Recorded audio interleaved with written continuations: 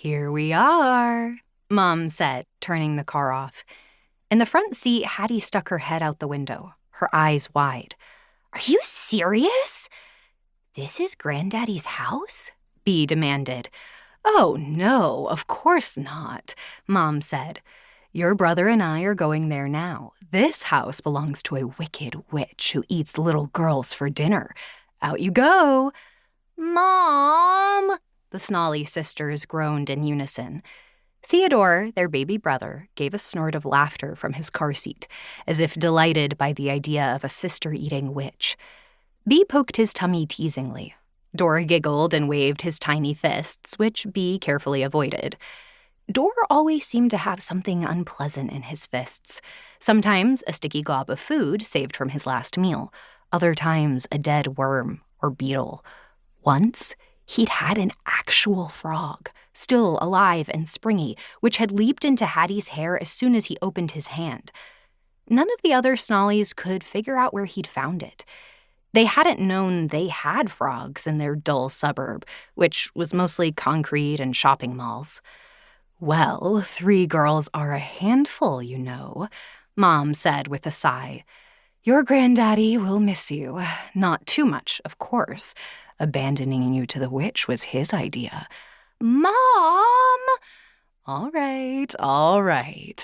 Her hand hovered over the unlock button, but she didn't press it. "Now, remember what I told you.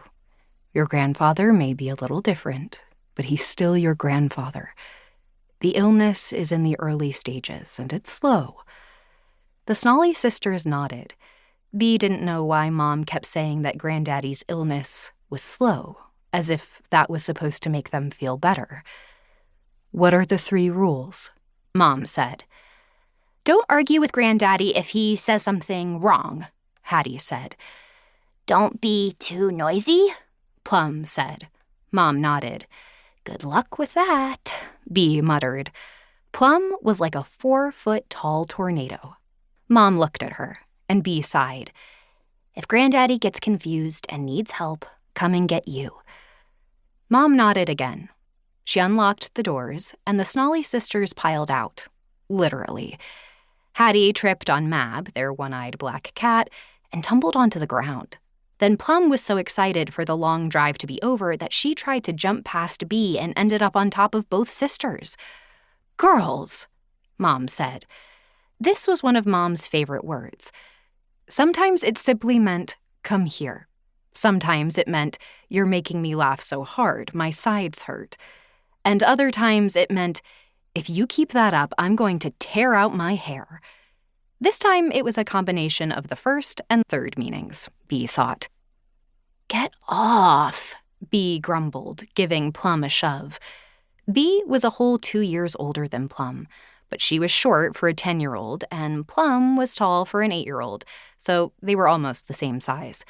Additionally, Plum was bony and seemed to have more knees and elbows than most people.